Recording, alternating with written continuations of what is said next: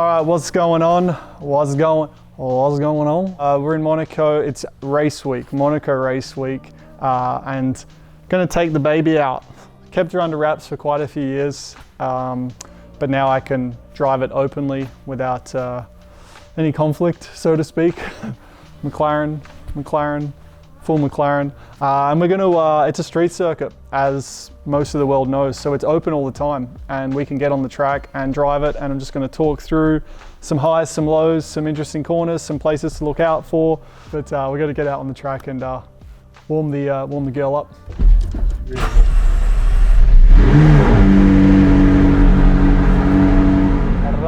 All right, start, finish straight.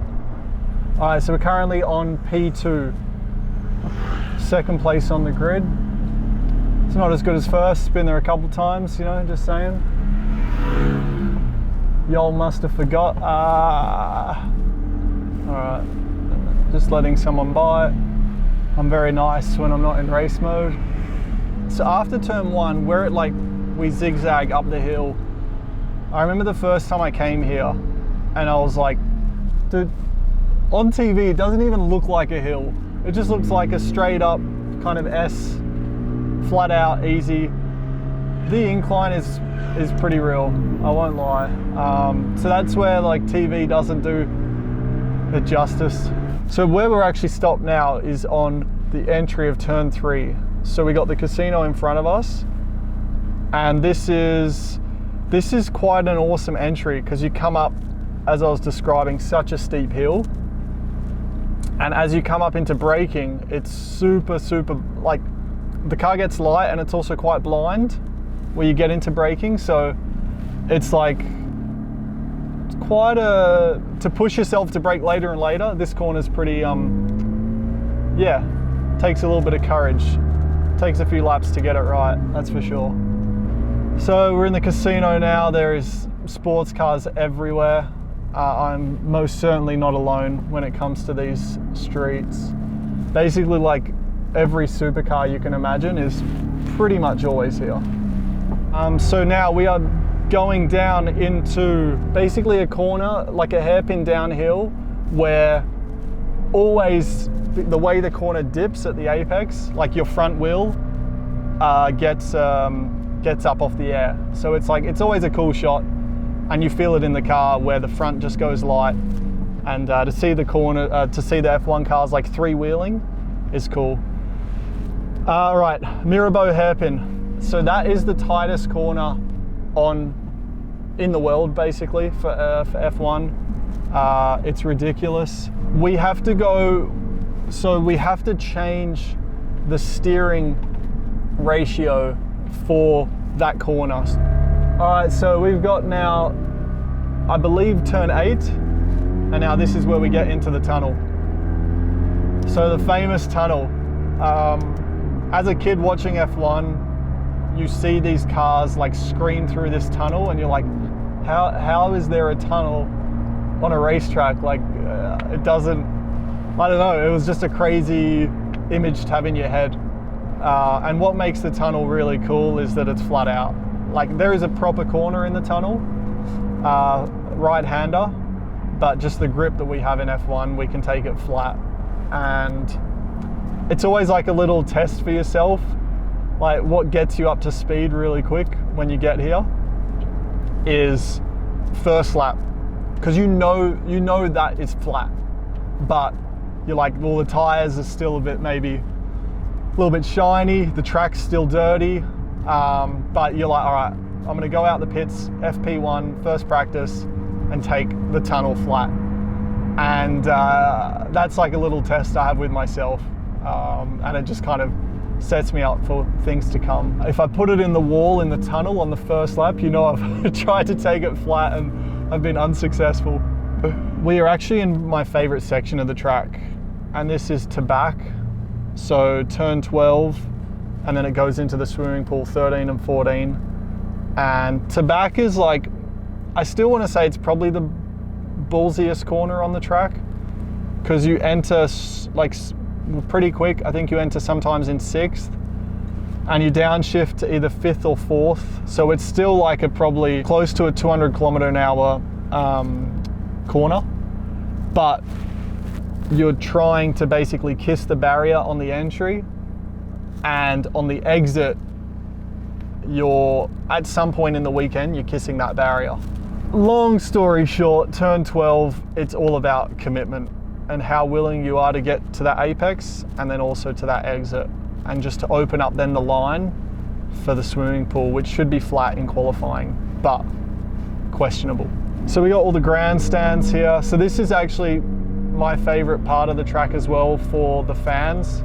Like the biggest stands are around this swimming pool area. So the times that I've had a good race here on like the cool down lap at the end of the race, that's where you kind of hang out the car and give it a few fist pumps. We're going to take the curb now, a little rumble. All right, so we're going into Raskas now, and Raskas is tight. It's kind of like a double apex, and every time you get out of that corner and you kind of like tense, because you can't really see if the rear is going to hit the barrier, like the way the corner is and the trajectory. You've basically got to just trust that the car's going to track the corner. But every time, like, you feel like the rear is going to clip the wall, and it's one of those corners. How much do you dare to play with the limits, I guess. But that's what Monaco is like. That's what we love about Monaco, is it rewards the daring. It rewards those with just mass confidence, and yeah, it's a good time. It's the one track actually where, I mean, you're definitely fried after the race. Like mentally, your brain is just done. But it's also a track where you notice like your hands can tighten up, because you just don't get that chance to like loosen your grip on the wheel at all, if you know, pretty much. So the one thing that we don't get on race weekend is this. Well, actually we do. I was about to say traffic. We do get traffic. It's actually the hardest place for us to get a clear lap in qualifying, because there's traffic. You know, it's tight. Every car wants a good gap to get a clean run, and you end up running into someone at some point. But now when the streets are open, obviously we're dealing with the most traffic we'll ever have to deal with. One thing Monaco do really well is they always resurface the track. And I think they have to, because it's used so frequently every day of the year. But it's always like, it's naturally bumpy because it's a street circuit, but the asphalt they use is really like, it's a nice, what do I say? Like, it's just a nice type of bitumen. It's really smooth, and it does offer really nice grip once the track gets like rubbered in over the weekend. So yeah, first session's always slippery, and yeah, for sure kind of scary, because it is the probably scariest track on the calendar. But yeah, once you get rubbered in and get a few laps under your belt, damn, it's beautiful.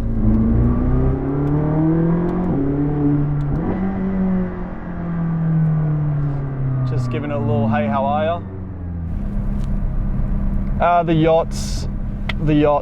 Where do you start? So as we come out of the tunnel, this is where the main harbour is in Monaco. You get the most ridiculous yachts in the world here, especially on race week.